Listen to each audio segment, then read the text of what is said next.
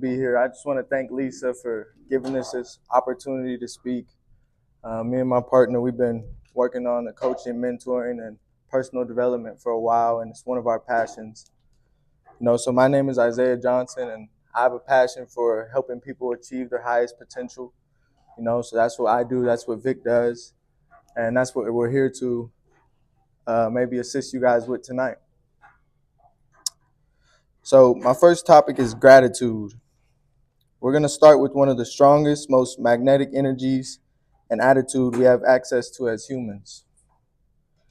That energy and attitude is gratitude. In a world full of distractions, responsibilities, adulting, bills, taxes, it's easy to get caught up in these external worldly things, or these nouns we can call them, people, places, and things. We get distracted and disrupted by things that don't even truly matter. We allow these external things to move us emotionally, to derail our happiness, our focus, and our vision. There's one thing that could snap us back into place, and that word is gratitude, which by definition means the quality of being thankful, readiness to show appreciation, and to return kindness. But this word isn't just a word. It's an energy, a feeling, a warm, powerful feeling, which can act as a lifeline. If you've never felt this feeling, then chances are this message can be exactly what you need. In most cases, us as people only see the value of something or someone when it is taken away, like losing a family member or having an injury that puts us in bed for 3 weeks. Let's not wait to show appreciation and gratitude till a person or a leg or an arm is taken away.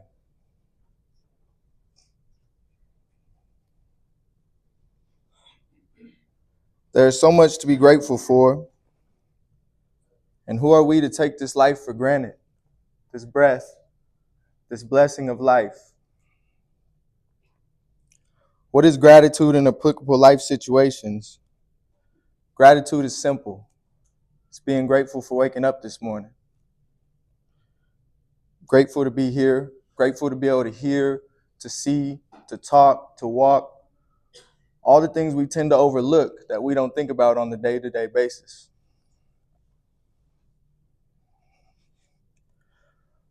Why is it that people who have had abilities taken away are usually more grateful, more vibrant, more radiant? They tend to be happier humans. And why is that? And here we are, blessed as can be, and we're still in our own way. I guarantee there are souls who would kill for our shoes, no matter what our life looks like externally. No matter what our pride says, our ego says, no matter what our bank account says. I guarantee there's souls who passed away young that would kill to live again, to breathe again, to hug their loved ones again. There's souls who have yet to walk this earth. How grateful would they be for just an opportunity to walk amongst us? Yet here we are forgetting. And it's not that we as humans don't know this stuff. We just need reminders sometimes, because we tend to forget. And yes, nobody is perfect, and life is challenging, life is hard, and it can be challenging. But when is the last time you paused and took a moment to be grateful for even the smallest things? Like the ability to feel the sun hit your face. The ability to feel the sun on your skin. Without it, we wouldn't be here. The earth would freeze. And are we grateful for it? Do we even consider it? It's like we get so caught up in the weeds, we don't even see the sun.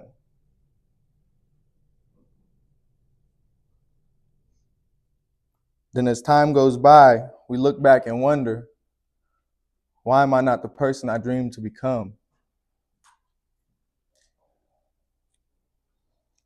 Are we grateful for a God that gave us life, has plans to prosper us, gives us second chances, forgives us, and all he asks for is faith? After all this time, the Son never says to the world, "You owe me." Look what a love like that can do. It can light up the world.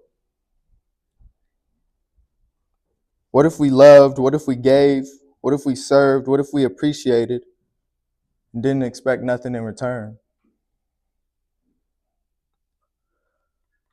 A love like that can light up the world. I challenge you to reframe your perspective, to see, to feel from a lens of faith, a lens of hope, a lens of appreciation, a lens of gratitude. Because truth is, if you're still here, God isn't done with you. You have a purpose. You have value. You have service to add to humanity. Write this question down if you can. Who or what am I overlooking? When was the last time I took time or made time for gratitude?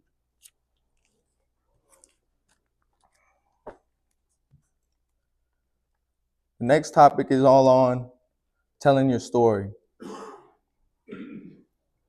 If nobody told you this today, this week, this month, this year, I believe in you. I believe every single person is a genius, is powerful, is worthy, is deserving. You're created in the image of the Most High. So what does that make you?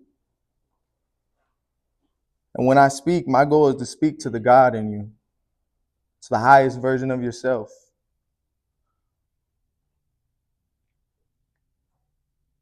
You're the director of your movie called life.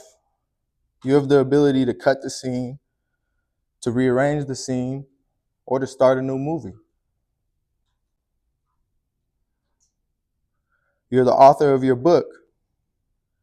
You have the ability to turn the page, to start a new chapter, or to start a new book. So the question is, are you being the highest version of yourself? Write these down if you can. Are you doing what God has called you to do?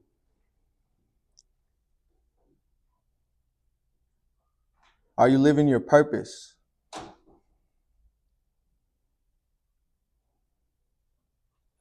And who is suffering because you aren't being the highest version of yourself?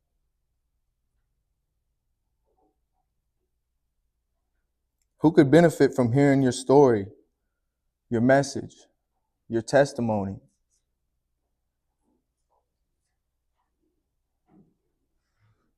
We all have a story to tell, whether we pick up the pen or not. We're writers every day. Every day we're writing our story with our choices, our decisions, and our actions.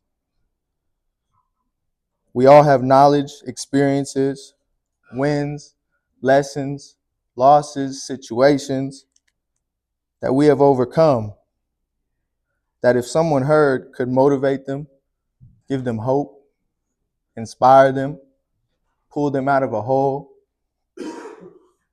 give them faith, a new perspective. You know, our tests just become our testimony. And we all have a testimony to share.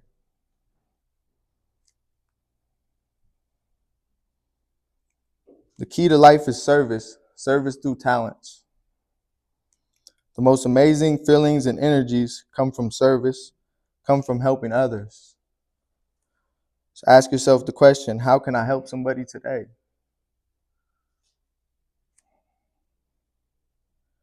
The truth is, we get in our own way, mentally, spiritually, and emotionally. When is now a good time to come out of isolation? Our pride, our fear, our insecurities, our ego paralyzes us.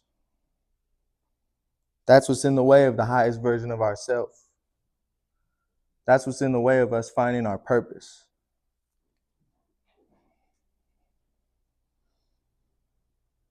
When was the last time we looked in the mirror and said, how can I serve today? How can I make a positive impact on somebody's life?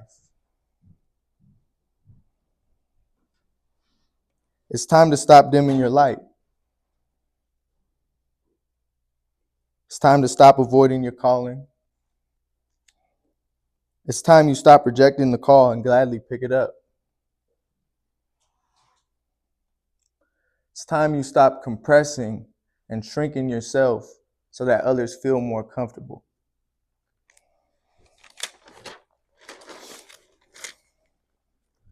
It's time to lead by example.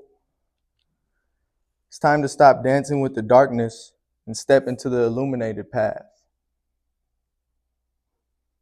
No longer avoiding, suppressing your light. It's time to shine, to walk in love, to walk in faith, to walk in gratitude, to walk in hope.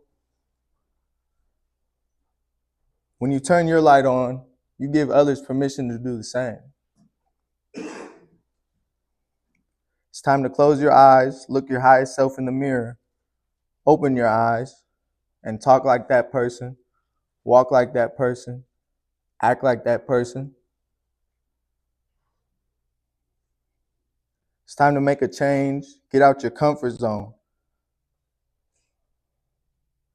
Get out of the darkness, propel yourself into the light, find joy in being uncomfortable. Because you know it's better, it's for the better, and it can only benefit you. When is now a good time to change? When is now a good time to be the best you? When is now a good time to tell your story? When is now a good time to step into your calling? When is now a good time to impact, to serve your community, your family, your friends, your coworkers, your people in a positive way? I challenge you to use your story as fuel. I challenge you to write your story, to tell your story, because you never know whose life you could change or inspire. I challenge you to see yourself not just as a consumer or just another person floating through life, but a producer, a world changer, a motivator, an example, a genius. Because that's what everybody is. A motivator, an example, a genius. It is pivotal in our spiritual journey that we come to this realization that is bigger than us. One day we realize we're not only hurting ourselves, but we're also letting the people down who have been called to serve. Write that down. Who am I letting down?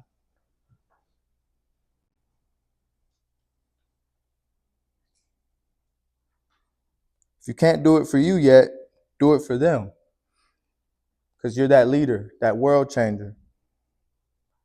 It's time to tell your story. The best books were never written. The best music was never played. The best song was never sung. Because that writer never picked up the pen. That artist never picked up the instrument. And that singer never sung. They were in their own way.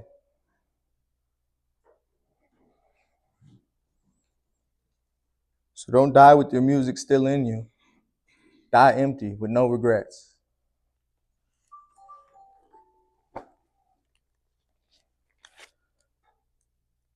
The last subject is called Inner World, and it's mastering our emotions through our mind's eye.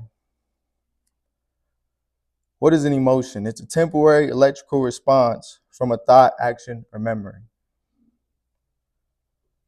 What is the mind's eye? Imagination, the subconscious mind.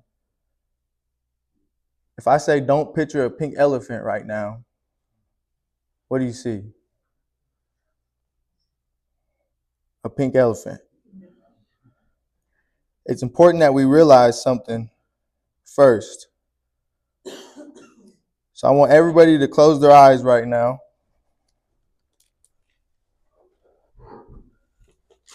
Or actually, don't close your eyes yet. Look at this, an orange. Now close your eyes. And imagine this orange. So this orange is from a tree in California, from a friend's tree in California. And for some reason, homegrown oranges are just better.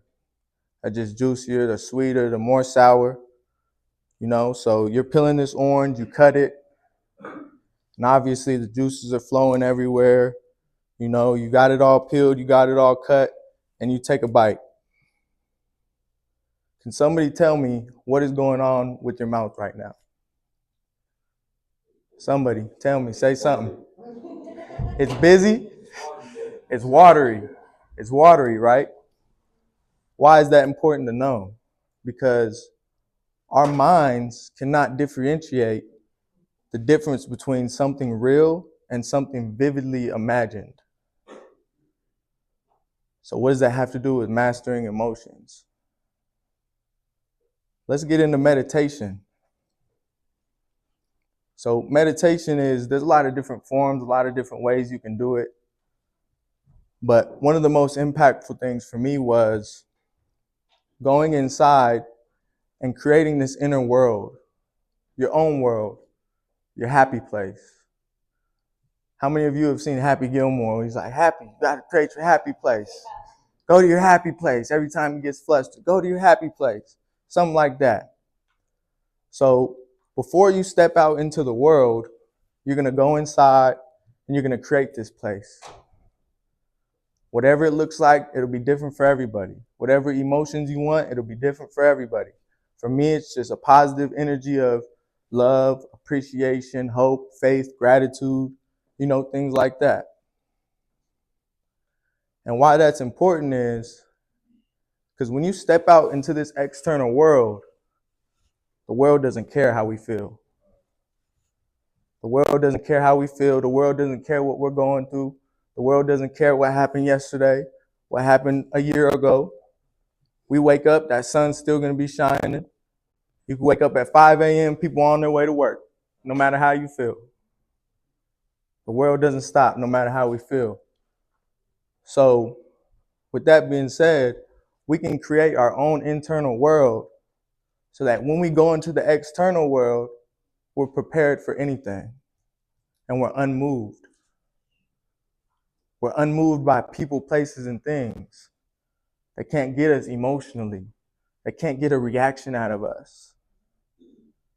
Because most of the time, the decisions or things we regret only comes out of emotional reactions.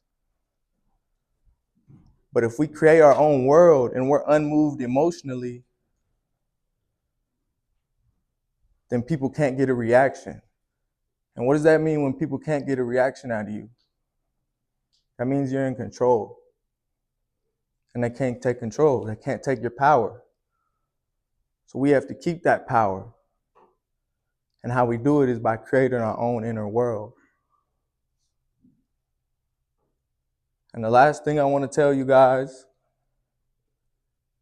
is I read this book called A Man's Search for Meaning. It's by Dr. Viktor Frankl. And he's somebody who survived the Nazi Germany Holocaust. So you can imagine how that would be. People being executed in gas chambers and shot, and they're living on top of each other, no sanitary.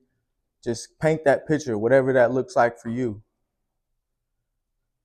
And he said he knew people were giving up because they had an option around dinner time.